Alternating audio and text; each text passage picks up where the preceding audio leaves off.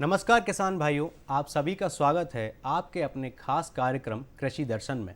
किसान भाइयों, नौतपा खत्म हो गए हैं, मानसून दस्तक देने वाला है। अब किसान भाई चाहते हैं कि अच्छी तरह से वह खेत की तैयारी करें, एक अच्छी बीज सैया का निर्माण कर सकें, अच्छी किस्म का चुनाव करें, अच्छी फसल का चुनाव करें। और इसी से संबंधित है हमारा आज का विषय, खरीफ की फसलों की तैयारी हेतु समसामयिक सलाह। अब इस विषय पर चर्चा करने के लिए मेरे साथ मौजूद हैं श्री BL बिलैया जी। आप भोपाल संभाग में संयुक्त संचालक कृषि के पद पर कार्यरत हैं।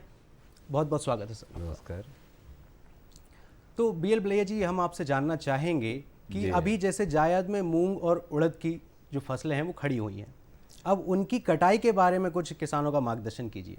बहुत अच्छी बात की। और अभी जो है ये खरीफ की बोनी के पहले जायद की फसल की कटाई होगी और कटाई में सबसे ज़्यादा क्षेत्र हमारे यहाँ मूंग का है।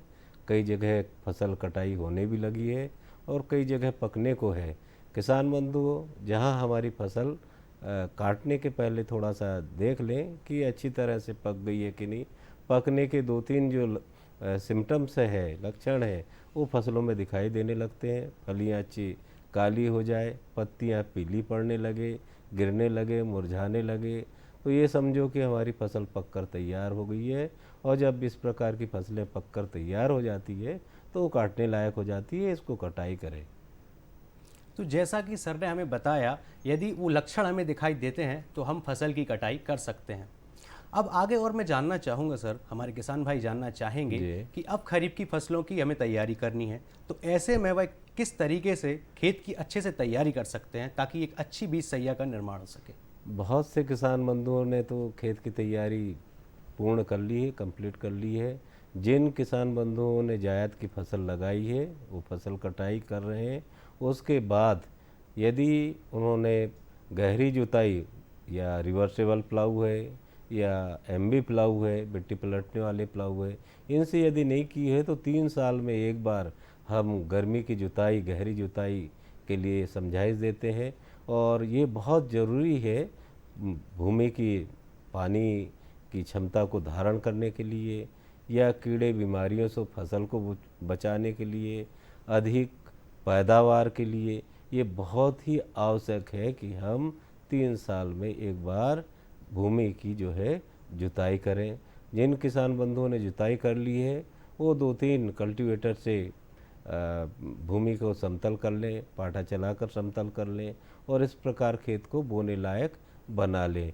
ये नव तपा ही एक अच्छा समय रहता है गहरी जुताई के लिए, तो बहुत से किसान बंधुओं ने कर लिए। जिनने नहीं की है उनको समझाइश दी जाती है कि वो जल्दी से जल्दी खेत की तैयारी कर लें। जी। तो जैसा कि वेल ब्लेयल जी ने बताया, ग्रीष्मकालीन जुताई जो है उसके काफ़ी फ़ायदे हैं।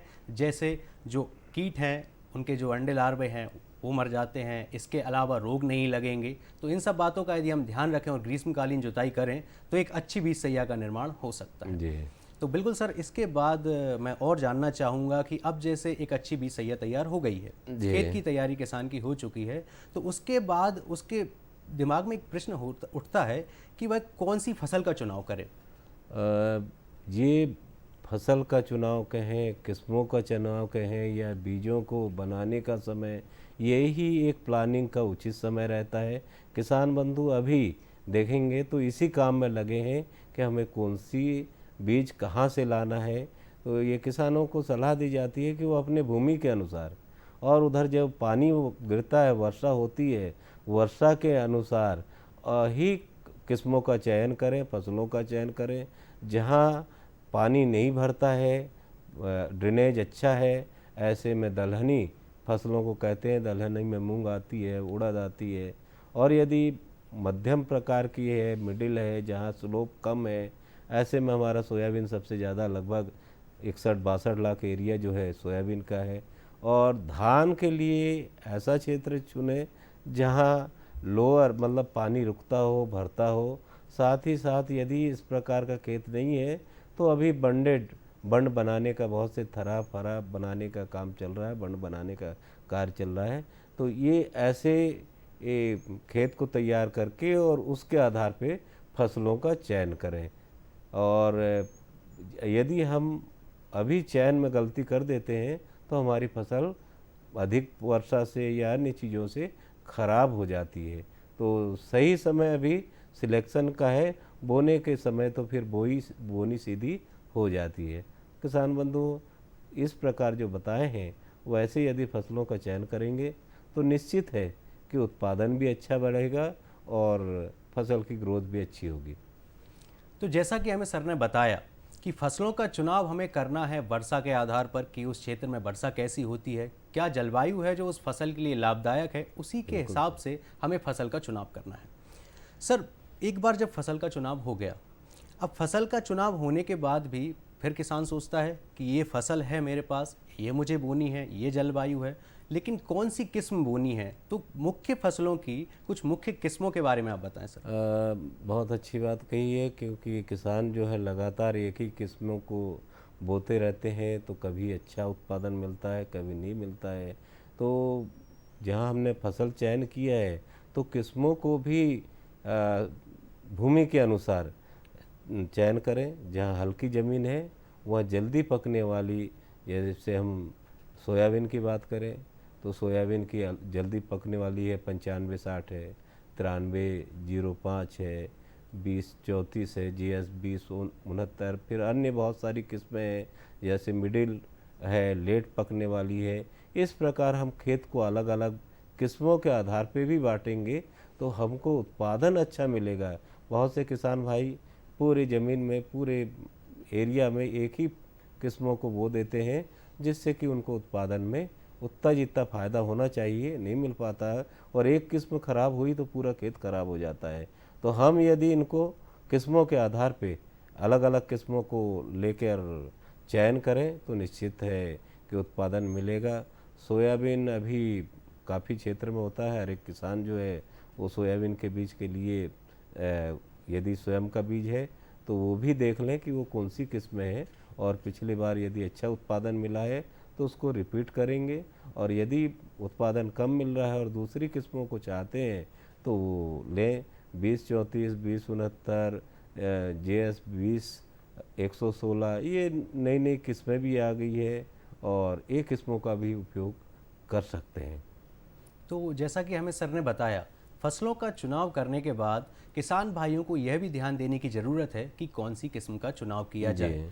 और यदि और जी सर। उसके बाद फिर जी हम सर। यदि धान में आते हैं जी तो सर। धान में पूसा बासमती का काफ़ी एरिया है, जी सर। क्षेत्र बढ़ता जा रहा है। जी सर। और दूसरी फसल के रूप में यदि हम देखें तो धान आती है। जी सर। इसमें भी धान में भी अलग अलग किस्में हैं। यदि जल्दी पकने वाली है तो MTU 10-10, और थोड़ा सा लेट वाला क्षेत्र है तो वहाँ 1001, 1029, MTU 1029, ये किस्मों को भी लेकर किस्मों का चयन कर सकते हैं। साथ ही साथ हम देखें तो अरहर में भी बहुत सारी किस्में आ गई है, उड़द की भी बहुत सारी किस्में हैं, और धान में जैसा मैंने बताया तो हाइब्रिड में बहुत सी कंपनियां हैं और अलग अलग सीड आ रहे हैं।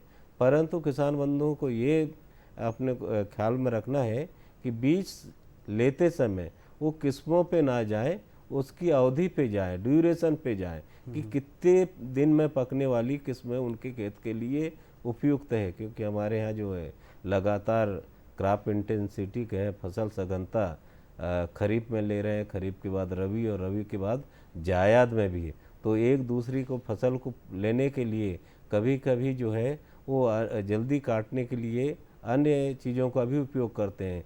यदि इनसे बचना है तो वो अपनी फसलों को, किस्मों को अभी से चयन करेंगे तो खरीफ की भी प्लानिंग सही हो जाएगी, रबी की भी प्लानिंग सही हो जाएगी, और जायद में मूंग उड़द भी सही समय पे बो के और कटाई सही समय पे हो सकती है। साथ ही साथ हमारे यहाँ कुछ क्षेत्र जो है मूंग का गर्मी में तो बहुत ज़्यादा है, परंतु कहीं कहीं मूंग का भी फसल लेते हैं, तो उसमें भी बहुत सारी किस्में हैं। जैसे हम एक है, TGM 721 है, शिखा है, विराट है। ये किस्मों का बीज भी विभिन्न माध्यमों से उपलब्ध है, इनको किसान बंधु ले सकते हैं। और अरहर में भी बहुत सी सारी किस्में जो है वो विकसित हो गई है, और वो किस्मों को भी किसान बंधु ले सकते हैं। तो जैसा कि सर ने बताया, बहुत सारी उपयोगी जानकारी किसान बंधुओं को मिल गई होगी। जैसे विविधता का ध्यान रखना चाहिए, यदि हम एक ही किस्म को पूरे खेत में लगाएंगे तो फिर यदि उसमें नुकसान होता है तो फिर जोखिम की संभावना ज़्यादा है। इसके अलावा हमें अवधि पर भी ध्यान देना है कि हमें जल्दी पकने वाली किस्म लेना है या मध्यम अवधि वाली किस्म लेना है या लेट पकने वाली किस्म लेना है, ताकि हमारा जो खरीफ, रबी और जायद का जो समय है वो पूरा उपयोग किया जा सके। तो इसके अलावा सर मैं ये और जानना चाहूँगा, एक और शब्द आता है बीजोपचार। ये बीजोपचार के बारे में हमारे किसानों का मार्गदर्शन कीजिए। बीज चाहे वो स्वयं का बीज हो, अपना स्वयं का बीज जैसे किसान ग्रेडिंग करके और या अन्य माध्यमों से जब स्वयं का बीज बनाते हैं तो सभी को बीजोपचार करना आवश्यक है।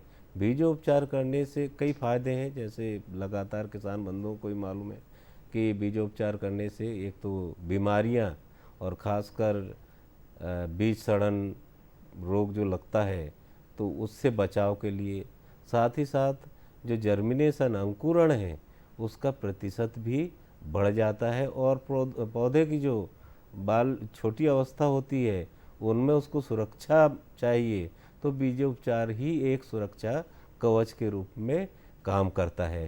तो किसान बंधुओं को सलाह दी जाती है कि बीजोपचार अवश्य ही करें। अब बीजोपचार जो है एक तो दवा हो गई, उससे करना है। दवाओं में अधिकतर थायराम, कार्बन डाइजेम ये उसको उपयोग किया जाता है। साथ ही साथ यदि कहीं जैविक रूप में बीजोपचार करना है तो ट्राइकोडर्मा है 5 ग्राम प्रति किलो के हिसाब से रिकमेंड करते हैं, और थायराम और कार्बन डाइजिम दोनों मिला के दो भाग इसका थायराम का और 1 भाग कार्बन डाइजिम का, इस प्रकार प्रति किलो 3 ग्राम हम उसकी सलाह देते हैं। साथ ही साथ अभी जो है हम लोग नेचुरल फार्मिंग तरफ जा रहे हैं, तो नेचुरल फार्मिंग में भी बीजामृत जो बीज के माध्यम से यदि हम बीजोपचार करते हैं तो बीज को एक पोषक तत्व के साथ साथ उसको स्वस्थ रहने के लिए बहुत ही आवश्यक होगा। इसके अलावा जो है बीजोपचार ये तो रोग कीड़ों से बचाने के लिए हो गया, परंतु कुछ पोषक तत्वों को भी बीजोपचार करने से पौधों को प्राप्त होते हैं, जैसे राइजोबियम कल्चर, एजेक्टो, ये अन्य फसल है अनाज वाली है तो एजेक्टोबैक्टर, और साथ ही साथ हमारी ज़मीन में फास्फोरस की मात्रा बहुत ज़्यादा है, वो एक फसल से दूसरी फसल में यदि पहुंचाना है तो उसके लिए भी पीएसबी कल्चर है, तो ये कल्चरों को भी उपयोग में लाएँ। बीजोपचार पहले करें, हम दवाओं का उपयोग बीजोपचार में पहले करें, और बोनी के समय 24 घंटे पहले या 8-10 घंटे पहले कल्चर से उपचार करना चाहिए।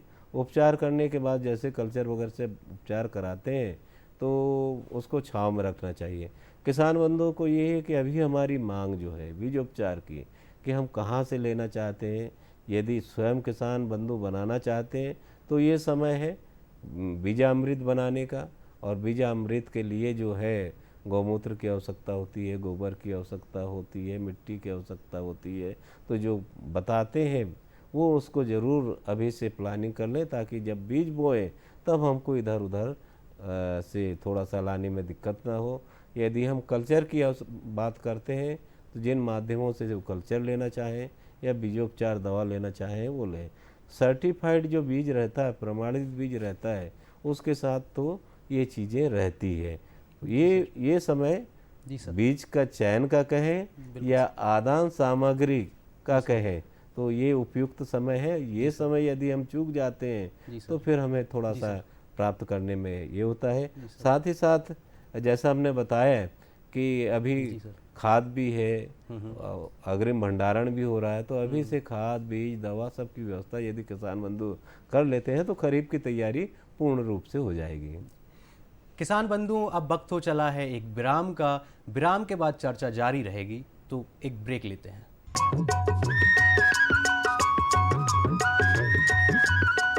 अरे सुन तो। मुझे क्या सुनाना चाहते हो? जो सुनाओ मेरी सौतन को। किसको? अरे वही तुम्हारा मोबाइल फोन जिससे सुबह शाम दिन रात चिपके रहते थे और कहते थे किसान कॉल सेंटर से बातें हो रही हैं। अच्छा ये बात है। हाँ, क्यों? क्या हुआ? अब बात नहीं होती क्या? अब तो झट से बात हो जाती है। संबंधी समस्याओं का अपनी भाषा में तुरंत हल पाने के लिए पूरे भारत में किसी भी फोन से हेल्पलाइन नंबर पर संपर्क करें। किसानों का दोस्त किसान कॉल सेंटर।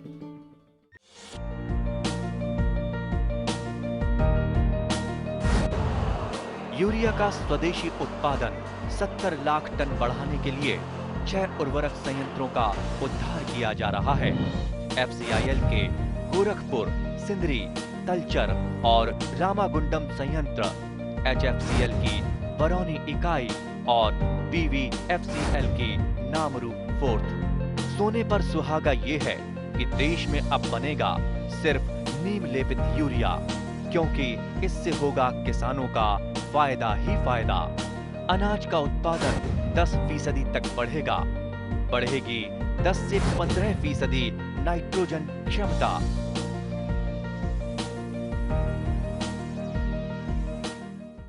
किसान भाइयों, चर्चा चल रही थी खरीफ की फसलों की तैयारी हेतु समसाला एक सलाह। अभी हमने बात की बीजोपचार की। बीजोपचार के बारे में सर आपने काफ़ी कुछ बताया, राइजोबियम कल्चर के बारे में बताया। अब इसके बाद अगला जो प्रश्न है वो धान की नर्सरी पर है। आप मुझे धान की नर्सरी के बारे में बताइए कि कैसे हम वो कर सकते हैं। इसके अलावा कुछ किसान बंधु छिड़काव विधि से धान की बुआई कर देते हैं, तो उससे क्या हानियां हैं, इन दोनों पर ज़रा प्रकाश डालिए। बहुत अच्छा प्रश्न आपने किया, क्योंकि धान हमारे प्रदेश में कहें लगातार धान का क्षेत्र कहीं कहीं बढ़ता ही जा रहा है, और ख़ासकर सुगंधित धान जो है उसका एरिया भी काफ़ी कुछ बढ़ा हुआ है। तो इसके लिए जहाँ लंबे ड्यूरेशन की, लंबी अवधि की फसलें हैं, उसके लिए हम तो बिल्कुल रिकमेंड करते हैं कि रोपा विधि से ही लगाएं। और धान को 2 विधि से लगाई जाती है, एक रोपा तैयार करके, और दूसरा बोता कहते हैं, जो सीधे सीड ड्रिल के माध्यम से या बीज को छिड़क के बोया जाता है। और रोपा का एरिया सबसे ज़्यादा है। धीरे धीरे छिड़काव विधि तो बंद सी है, परंतु कहीं सीड ड्रिल से भी इसकी बुआई धान की जाती है। अब धान बुआई में 2-3 चीज़ें बहुत महत्वपूर्ण है। किसान बंधुओं से सलाह दी जाती है कि हम जब नर्सरी लगाते हैं तो एक दिन में ही पूरी नर्सरी डाल देते हैं। जी। अब इसको थोड़ा सा बंद करना पड़ेगा। इसलिए बंद करना पड़ेगा कि यदि हमारा रोपा 8 दिन तक लगना है और नर्सरी एक ही दिन डाल दी, तो पहले दिन का रोपा तो आपका 12 दिन 15 दिन का हो सकता है, परंतु आखिरी दिन का रोपा जो है वो 25-30 दिन का हो जाएगा। तो किसानों को जैसे रोपा डेली लगाना पड़ता है, वैसे ही नर्सरी भी एक दिन जितना रोपा लगता है उतने दिन की पहली नर्सरी, दूसरे दिन फिर जितना रोपा लगता है उसकी दूसरी नर्सरी, ऐसे 3-4 दिन के अलग अलग अवधि में रोपा लगाएंगे तो पौधों के साथ साथ उत्पादन भी अच्छा मिलेगा। तो किसान बंधु को ये सलाह दी जाती है कि रोपा का समय जो है वो अलग अलग करें, और इससे अच्छा उत्पादन मिल रहा है। पिछले साल काफ़ी किसानों ने इसको अपनाया और अधिक उत्पादन प्राप्त किया है। इस कार्यक्रम के माध्यम से हमारे किसान बंधुओं को कौन सी फसल का चुनाव करना है, कौन सी किस्म का चुनाव क्या करना है, कैसे बीजोपचार करना है, आदान व्यवस्था कैसे करनी है, इस सब के बारे में BL बलैया जी ने बहुत ध्यानपूर्वक और हमें जानकारी दी है। BL बलैया जी, आपका बहुत बहुत धन्यवाद। आप इस कार्यक्रम में आए और हमारे किसानों को इतनी महत्वपूर्ण जानकारी दी। किसान भाइयों, अब समय है खबरें खेती का। किसान भाइयों बहनों नमस्कार। खबरें खेती के आज के अंक में आपका बहुत बहुत स्वागत है। सबसे पहले जान लेते हैं आज की हेडलाइंस। सोयाबीन बोने से पहले ध्यान दें, कोदो कुटकी की खेती, हल्दी की खेती, करेले की उन्नत किस्में और हस्तचलित धान रुपाई यंत्र। और अब खबरें विस्तार से। सोयाबीन बोने से पहले ध्यान दें, किसी भी फसल का अच्छा उत्पादन प्राप्त करने के लिए आवश्यक है कि फसल को कीट, रोग एवं खरपतवार से बचाना चाहिए। सोयाबीन में अनेक प्रकार के कीटों का आक्रमण होता है, जिनमें से एक है व्हाइट ग्रेप। यह कीट सफ़ेद रंग का होता है जो ज़मीन के अंदर में जड़ के पास रहता है। यह फसल की जड़ों को नुकसान पहुंचाता है, जिसके कारण फसल पीली पड़कर सूख जाती है। जिसके कारण पैदावार पर विपरीत प्रभाव पड़ता है।